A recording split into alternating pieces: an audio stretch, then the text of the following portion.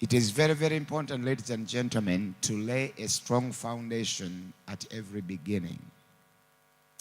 And so we normally use the month of January to dig strong foundations for ourselves on which we are going to build our house for the remaining 11 months. You all know that the year is having 12 months. But for you to be successful in what you are doing, you really need to understand the digging of the foundation. So David was saying that in the evening and in the morning and at noon will I pray. So this guy was praying 3 times a day. He was praying 3 times a day. And I told you the other day, this was one of the greatest, richest men the world has ever experienced. You know, he was so rich and so prosperous. And so we see him seeking God 3 times a day. Now, when we call you to come here at 6 o'clock in the morning for 1 hour, and we call you to come here at lunchtime for 1 hour, and we call you to come back at 7 p.m. to 1 hour, it simply means you are not the first one to do that.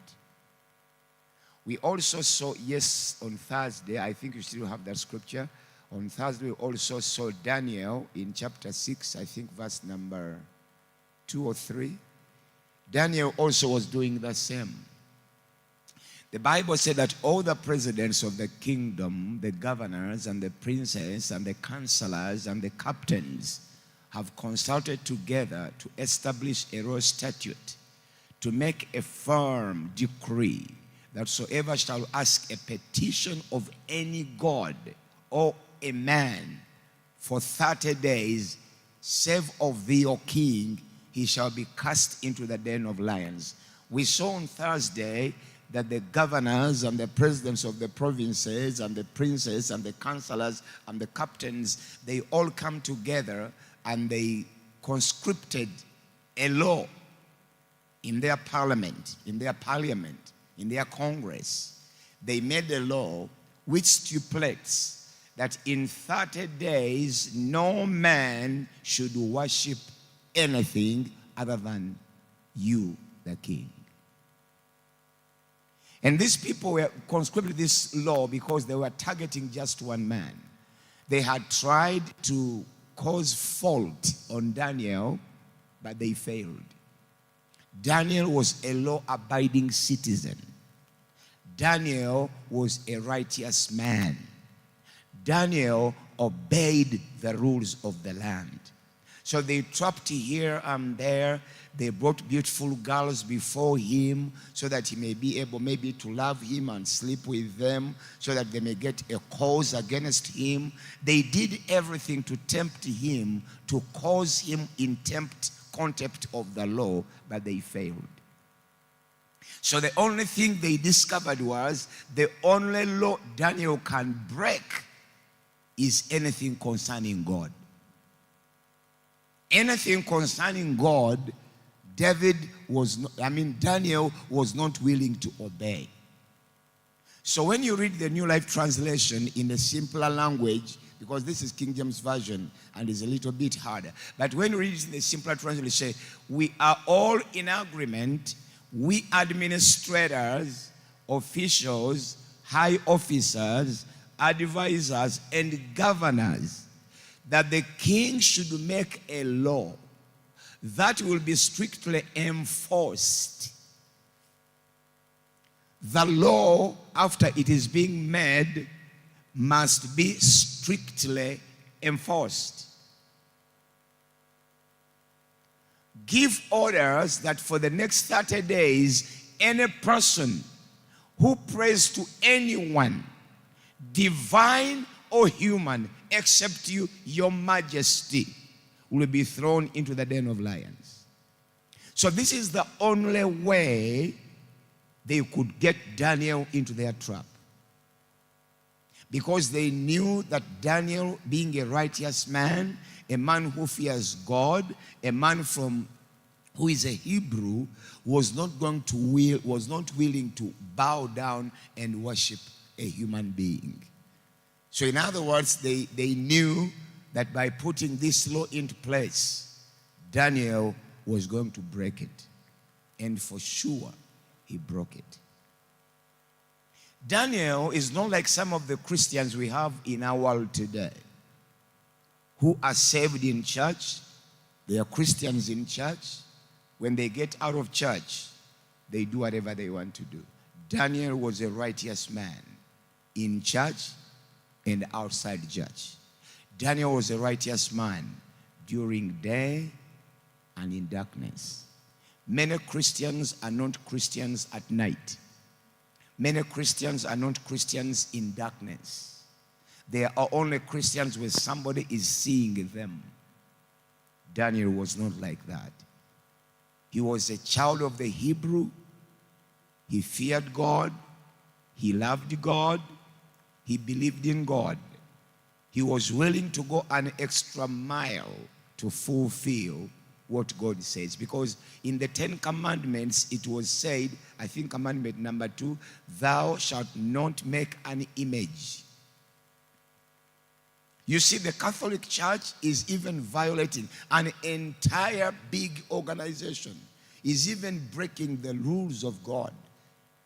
Thou shalt not make an image of any sort, whether of things in heaven or things on earth and things on earth or under the earth. But he continued to say, even if you make it, you should never go bow and worship it.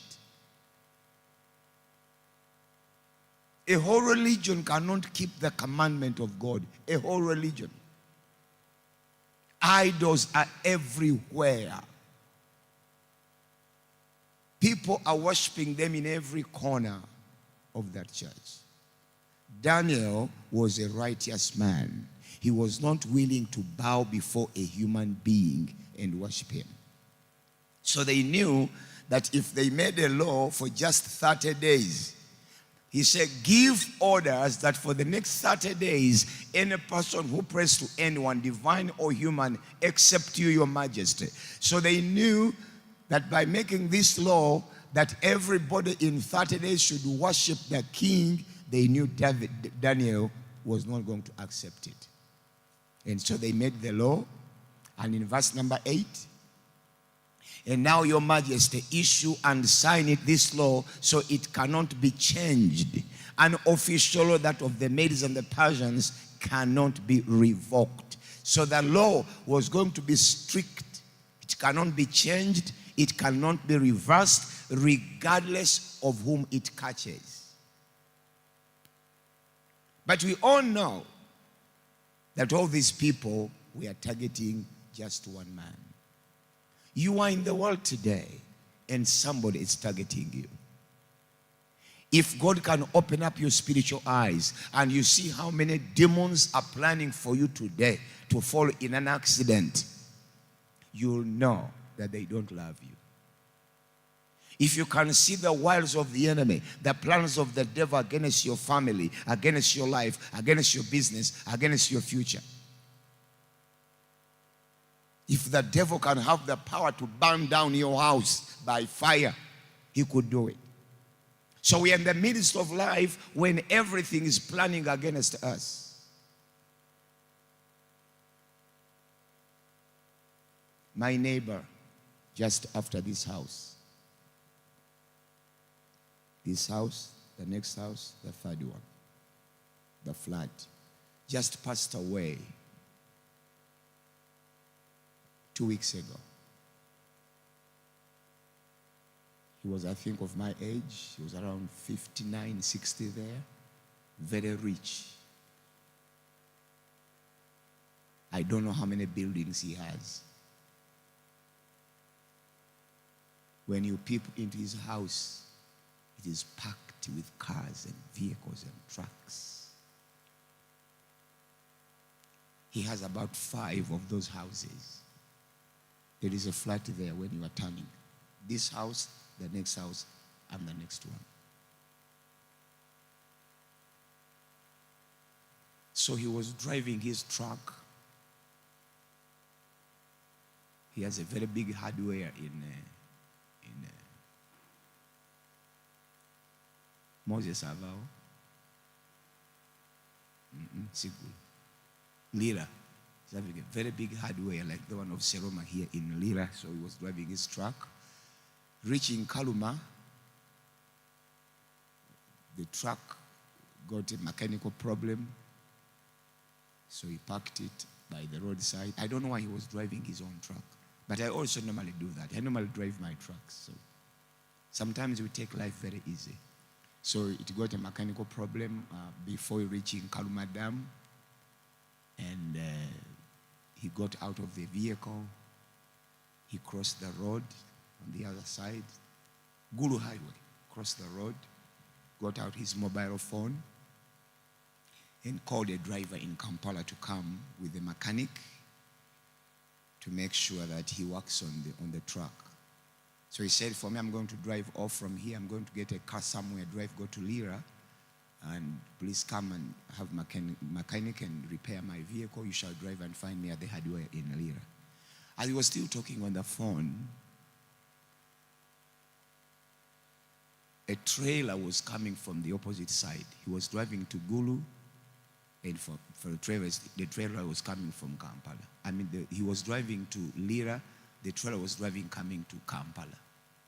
So when he was still talking on his phone, hey, makanika, the vehicle is here about a quarter kilometer to Kaluma Dam. Ngachayogera. Trailer je yava. Nemusanga on the roadside, the other roadside where I was standing, knocked him dead instantly. Ngatalina kyakoze. Innocently. The vehicle was parked on this. When you are going to Gulu, this is the right side. The vehicle was parked this way. This way. He crossed the road to call a mechanic from Kampala. The trailer was coming from Gulu. Knocked him by the roadside.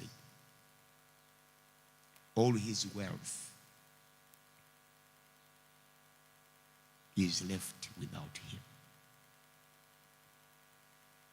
So we are targeted every day.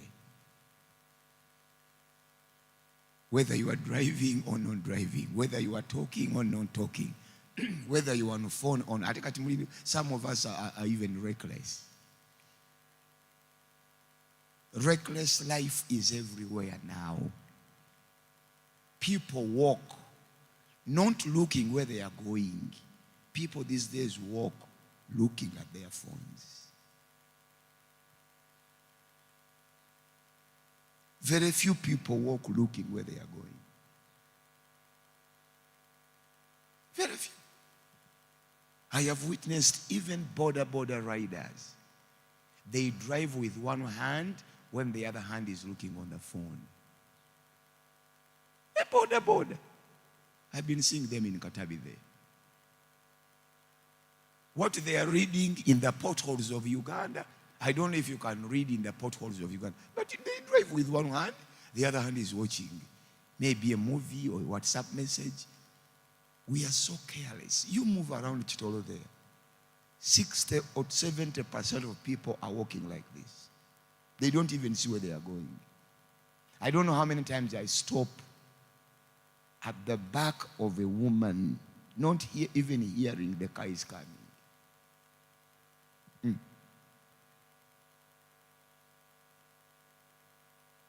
The moment a girl sits on a border, the first thing it does is to get her phone out.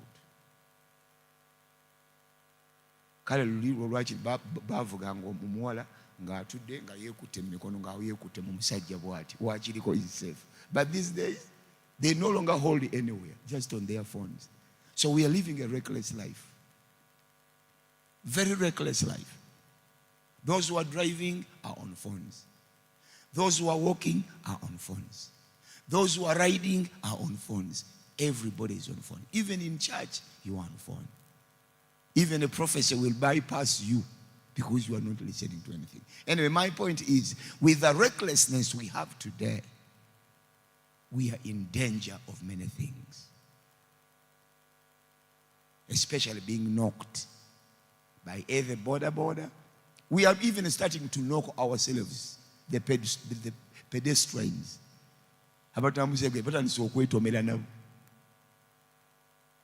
So David was targeted.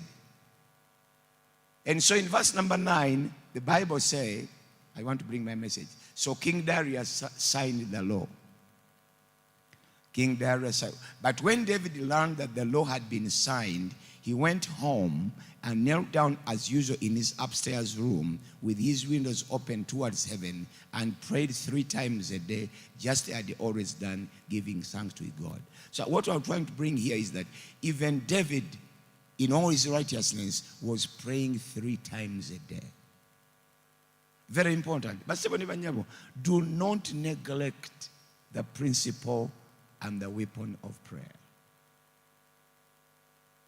Whether you are rich or poor, whether you have enough resources or you have little, whether you are beautiful or beautifuler, whether you are young or old, God has given us the weapon of prayer to solve the issues that touches us on a daily basis.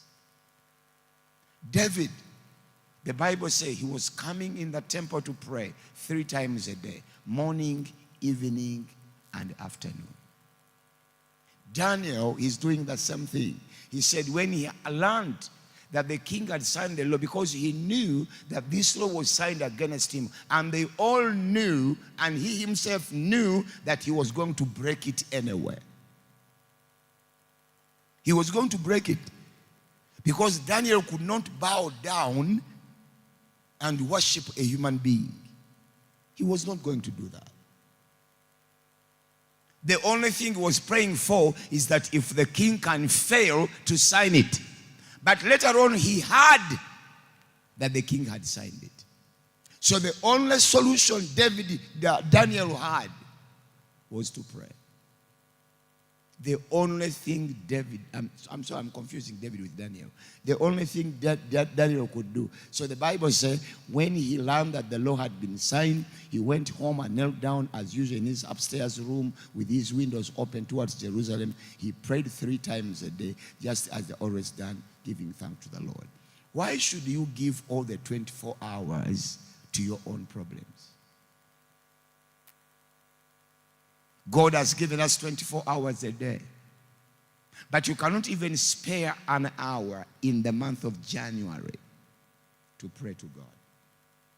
Some people cannot even spare 1 hour in the morning, 1 hour in the afternoon, and 1 hour in the evening, just in 1 month. Not the whole year, but 1 month. It is very, very important, ladies and gentlemen, to make sure that we understand the laying of the foundation. The laying of the foundation. The foundation is very, very important in whatever we do. Your children will be what foundation you are building them on now. Many people are encouraging me to build the secondary schools. You know, Abana Bafe, when they leave primary, where will they go? If they could just continue in S1 and S2, you know, from a Christian school, they straight away go to secondary school. The idea is good, but the Lord told me something different. And because when God was speaking to me 17 years ago, these people were not there. I can hardly explain to them. There is one even who came to my site and prophesied and said, this is not a primary school. This is a secondary school. She prophesied 3 times. How can you prophesy over somebody's investment? He said, Musumba, you should hear very well. This cannot be a primary school. This is a secondary school. Because where are we taking our children when they leave P7? But the Lord told me something different 17 years ago. The Lord specifically instructed me to build a strong foundation among the younger people. For me, I know that by the time you reach secondary, that is 14 years, you already have a strong foundation 10 years earlier. Because if I ground you 3 years in nursery and I ground you 7 years in primary, those are 10 years. That is enough great foundation for you to stand strong in 4 years of secondary and 2 years of advanced certificate of education. The foundation is the most important. Actually, that's what the Bible says. The Bible said, train a child in a way that even when he grows up, he will not depart out of it. So every January, you should, ladies and gentlemen, understand. I normally tell people that January is a month that has two faces. They have the forward face and the back face. January looks to 2024, but still peeps in 2023. So the behind face always shows you your weaknesses and your failure and whatever you do not succeed in 2023. And this face here shows you where you are going in 2024. So January is the only month that can stand here and looks in 2024, but still looks in 2023. So whatever you failed in 2023, may the face of 2024 bring it to pass in your life. But the foundation must be strong. Ladies and gentlemen, we are having 11 months ahead of us. 11 months. 11 months ahead of us. So what kind of house are you building in January? That's why many times we proclaim fasting. We have been fasting this month. Those who are fasting for the week, those who are fasting for a whole month, those who are fasting for 12 days a day. Everybody is fasting in his own way. But there is fasting, there is prayer, and there is 3 services of prayer every day. Unfortunately, some of you have not even attended one. The foundation matters a lot.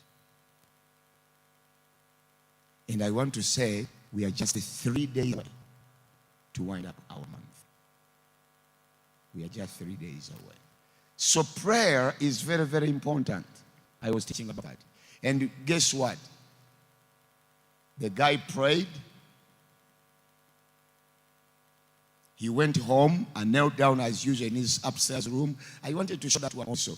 When Daniel learned that the Lord had done, he went home. Where did he go? Where did he go? Home. Do you know how his home was? The Bible, he went home and knelt down as usual in his upstairs room. So he was not having a mere small room as you have in Lugonji. Upstairs. That means Daniel had a storied home. He was not poor. So prayer is not for the poor. The rich are here. For him to pray, he has to climb stairs.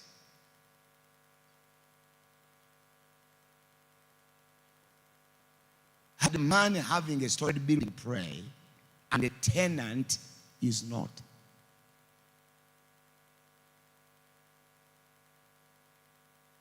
A man who is a Kalina, a man who is a storied building, he's in prayer 3 times. And a person is still renting somebody's house.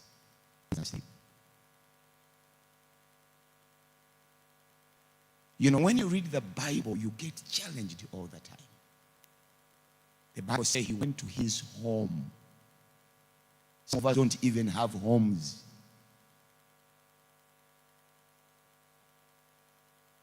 We just have houses and rooms.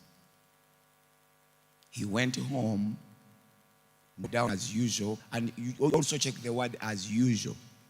So that simply means Daniel did not go to pray because a problem was ahead of him, but it was his culture, as usual. He did not merely pray because they had signed the law, but even when they had not signed the law, he was doing the same, as usual. And my worry and my fear is that after this month of January, many of us are not going to do it as usual. Actually, few of us will continue with this culture. Few of us will continue to pray like we pray.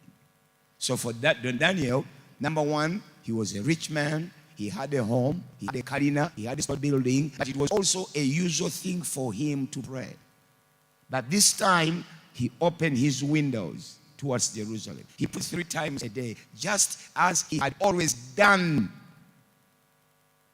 It simply means that prayer was a culture to Daniel. Prayer was culture. He was always doing it. Why should we be so busy for hours without even sparing God to pray? And yet prayer does not help God. God does not need to pray. Prayer merely helps us. So when we talk about 3 times a day, we are not trying to punish people. People have been doing that in Scripture. David was doing it 3 times a day. This man was doing it times a day. But even if one time, at least one time is okay. But I know people who do not pray at all. People who don't read in a month. People are so busy.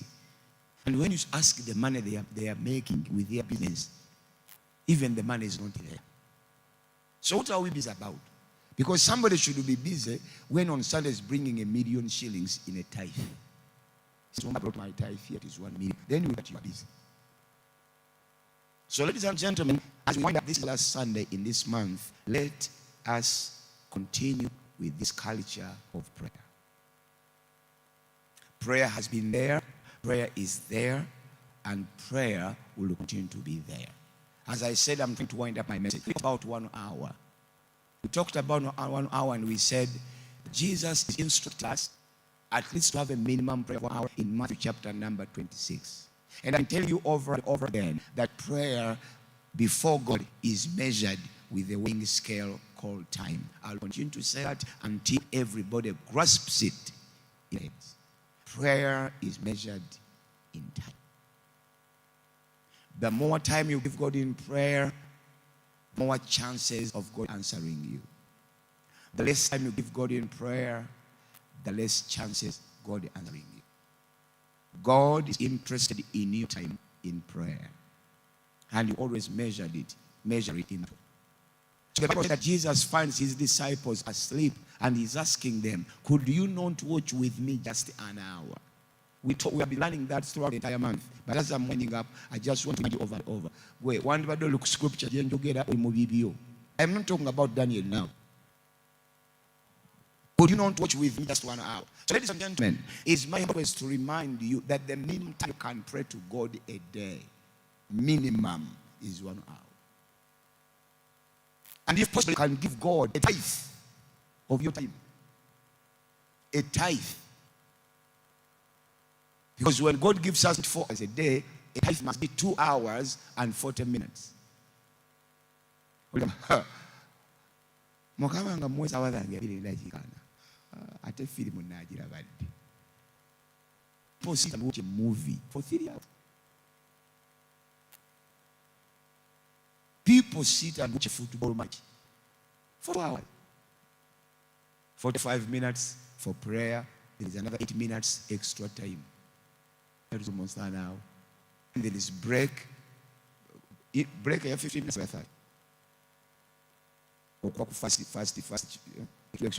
How long is that? How long is a break of a football match? 15 minutes. So when you are praying for 45 minutes and there is 15 minutes, that's already an hour. Then you add the extra time of the first part, and then you add on the extra time of the other part.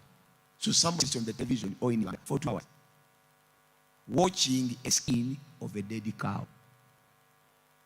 May I say it again? He is watching a skin of a dead cow. Football is a skin of a cow. The cow must be killed first. You remove the skin and then you make a ball. So somebody spends 2 hours watching the skin of a dead cow.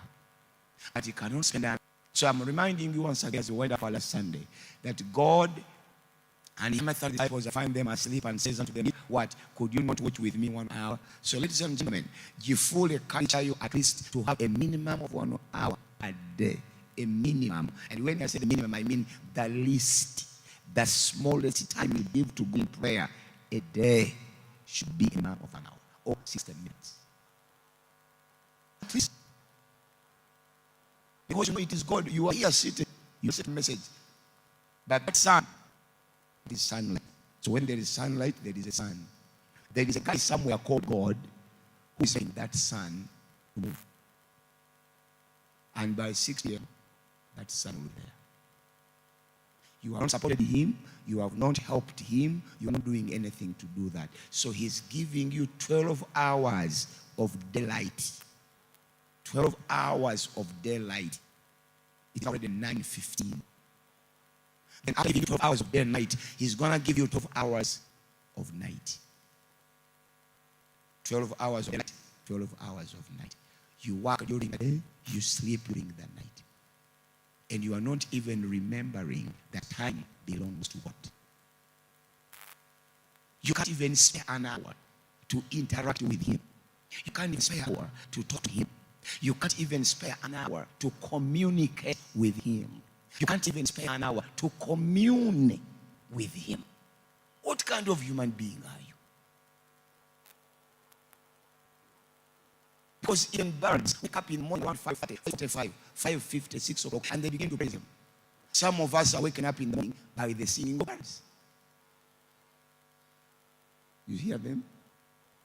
So when everything quiet during the night, around 5:30, 5:40, 5:50 a.m. in the morning, you begin to hear one bird.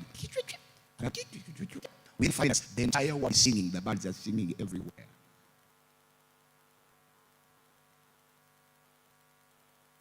Even birds give God, they wake up to be looking for insects and things to eat, looking for fruits. 6 o'clock, 5:40, 5:50, you hear them sing when they're still sleep. So, ladies and gentlemen, the month is mere 3 days away to expire. February is on Thursday. January is ending up on Wednesday. We are going to end up with a powerful service here. Anointing service. We shall anoint all of you. We shall anoint your vision books. But we shall also sow a seed. Because we also learned that prayer and fasting and giving goes hand in hand. Then we saw in chapter 3 of Acts of the Apostles, verse 1 of the Apostles. We saw Acts chapter 3, verse 1. The Bible says, here it is 1 hour. I've seen it. Peter went up to the temple one afternoon. Is that confession? Now Peter and John went up together into the temple at the hour of prayer, being the 9th hour. You can set even the apostles as an hour of prayer. To the awareness, ministers, if you can't pray for an hour a day, then you don't deserve to be a minister. Any minister of God who cannot reserve an hour a day to pray is not worth being called a minister. Because the same message as is given to disciples in that same garden. Would you not watch with me just 1 hour? Simon Peter said, he grasped it. He said, Jesus is expecting of me as a minister to have a minimum of 1 hour. That's what the man was mad at the stars. He sometimes remember. The Bible says he came and found them asleep. He told them, wake up and pray. They woke up.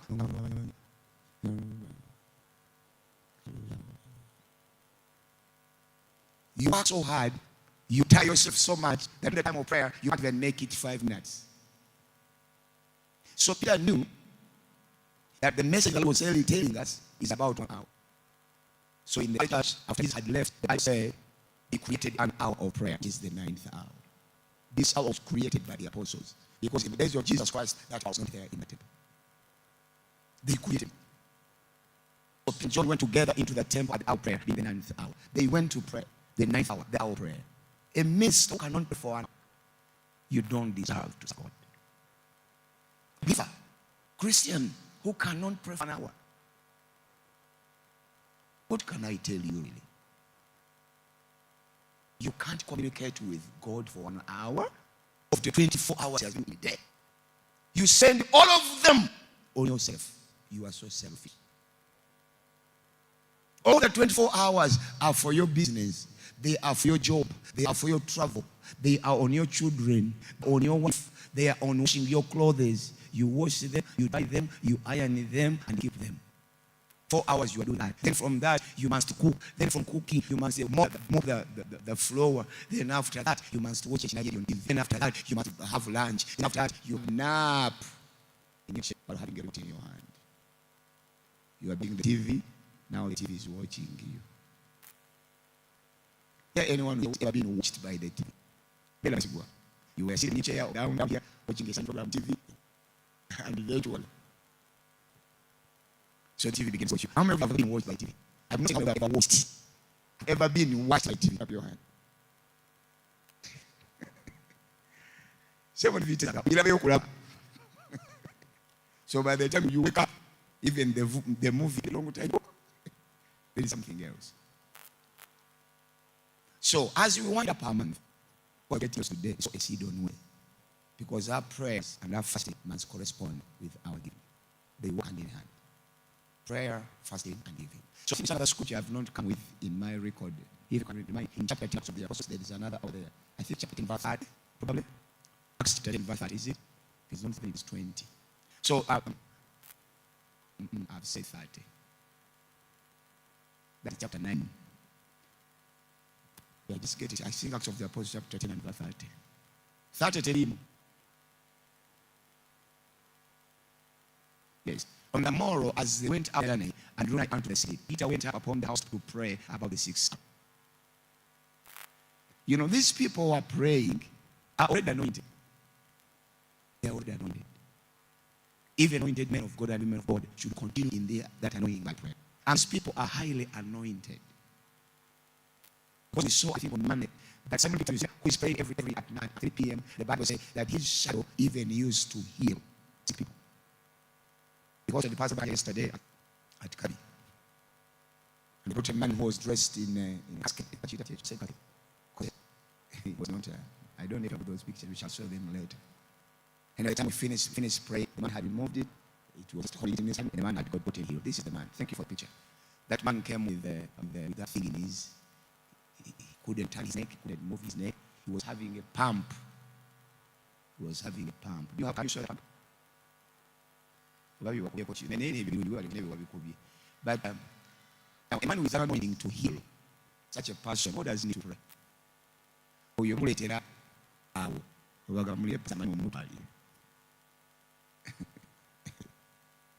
Yes, he was like that.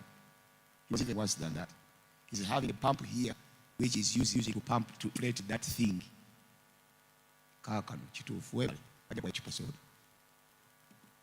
He's having a pump there. He pumps it almost every month because that thing must feel of pressure. Because his bones here were dislocated, I think they got to remove, so he has to pump that thing. Yes. Actually, Abera pumping what?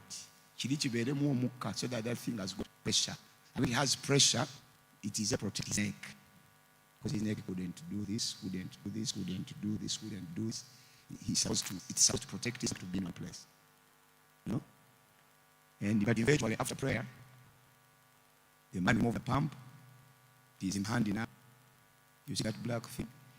The man has removed the corset. The man is not having anything. It is now Pastor Khan having it in his hand.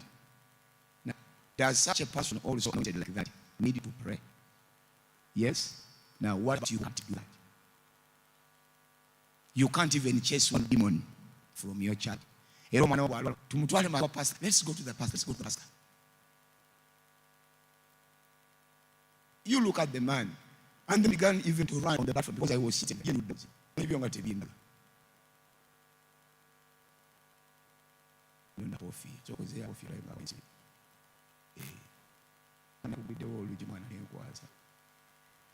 Anyway, God is a good God. Now the guy, you see, what was holding his neck is in his hand.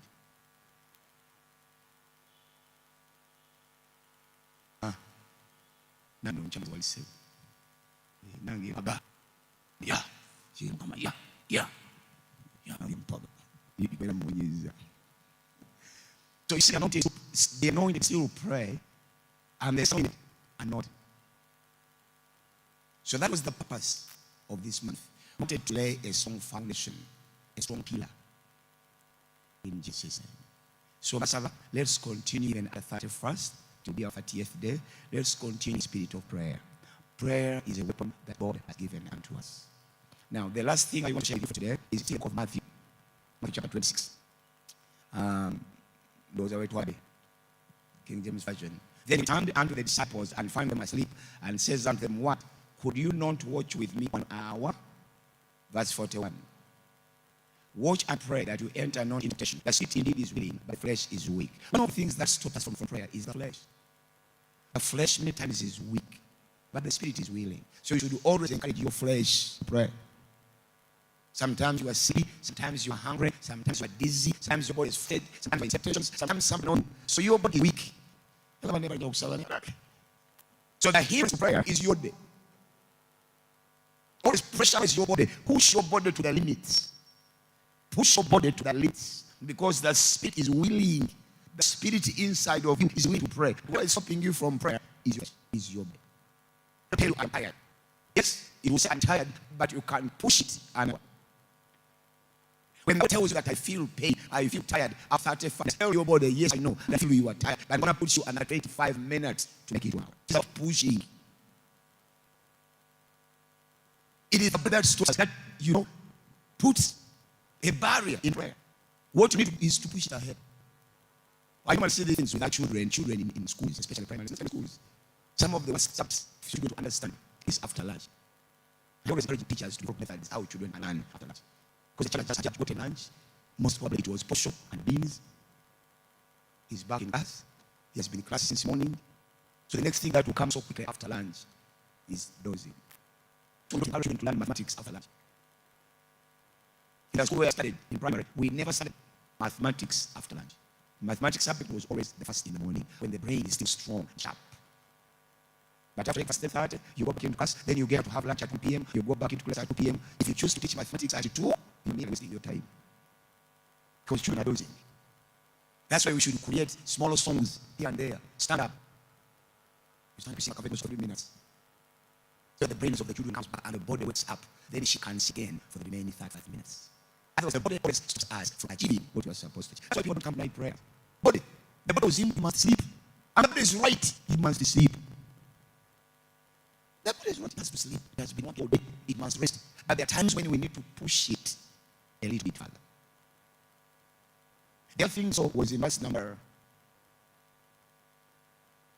He went away again the second time and prayed, saying, "Oh Father, if this cup may not pass away from me, expired wicked, thy will be done." So he went away again a second time. That's what I said, a second time and prayed. Verse 43, which I will find out.